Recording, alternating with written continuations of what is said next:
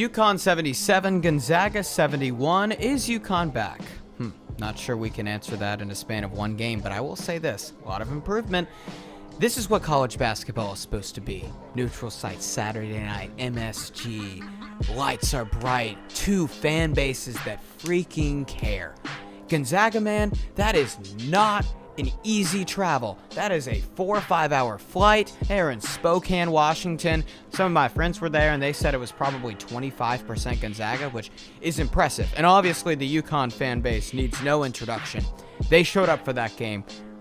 Look, with neutral site games, I'm typically not in favor of them. Quality over quantity, I will say. This was an awesome neutral site game. This is what having legit NBA talent does. A lot of the team on UConn is cold. Can't buy a basket, they're ice cold from three, but none other than Liam McNeely, the freshman, 26.7 for 13 from the field. When cold, when you're running sets and trying to get something going and nothing's working, well, you need a guy that can just take over a game because he's just so far more talented than the rest. And UConn has those guys, and Liam McNeely, he is that guy.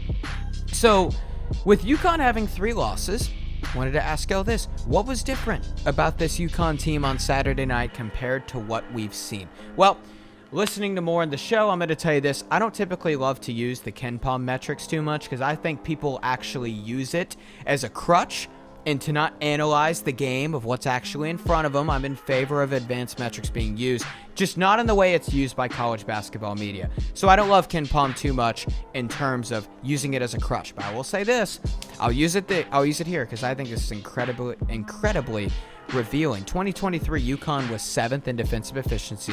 2024, they were 4th. They're 93rd this year. Why? And UConn's 3 losses to Dayton, Memphis, and Colorado, they've given up 86 points per game. Okay. Well, listen to these free throw disparities. Against Memphis, Memphis was 29 for 40 from the foul line. UConn was 19 for 24. Dayton took 30 foul shots. UConn took 11 in that game. Against Colorado took 28 foul shots. UConn took 13. In those 3 games, UConn wasn't just narrowly losing the free throw disparity, they were getting manhandled. 98 to 48 combined from the foul line. Against Gonzaga, well, Gonzaga shot 15 for 19 from the line, and UConn shot 18 for 21. They won the free throw disparity. So let me tell you this, folks. UConn, I told you the defensive efficiency metrics, and I told you the free throw metrics. They missed Donovan Clingan heavily, as most teams would when you lose a legit lottery pick like that. And Donovan Clingan, yeah, tough to replace for sure. Well, Clingan, I have some stats for you here. Clingan played 23 minutes per game last year, 1.9 personal fouls per game. Samson Johnson, he's playing 17 minutes per game, and he's committing 3.2 personal fouls per game. So what's my point?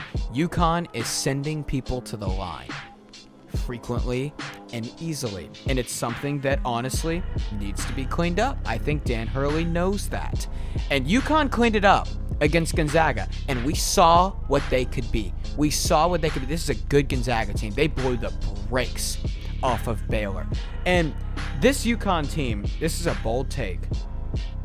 The capability of this team is off the charts. This UConn team has more NBA talent than the 2023 and 2024 UConn teams. Yeah, that sounds pretty bold. It does. I understand that. Liam McNeely needs no further explanation. The dude, we saw what he could be. He's an NBA player. He's a guy that's going to be making a living in the National Basketball Association. Solo ball. He's not being mocked really high. And frankly, I disagree with it. I think this guy's the most underrated draft prospect, possibly player, in college basketball in the whole NBA draft. Listen, he's a 44% three-point shooter. He has a 7-foot wingspan and a 43-inch vertical. What else needs to be said? Some people, you can just watch him move, and you can watch him shoot and dribble, and you can say, he has it.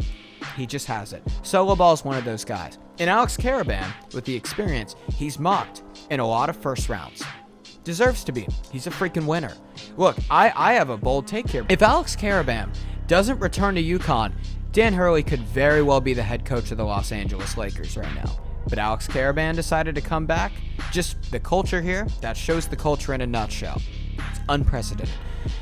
I'll say this, man. If this UConn team is disciplined, like they were on Saturday at MSG, and they don't foul, and they find their rim protector who is just able to not put shooters on the line. That's their biggest issue. This is an elite team who can make history. They can go back to back to back. They can go 3 in a row. They can be the first since John Wooden. But that rim protector is an important piece, and they've been missing it all season. And against Gonzaga, we saw glimpses of hope in them.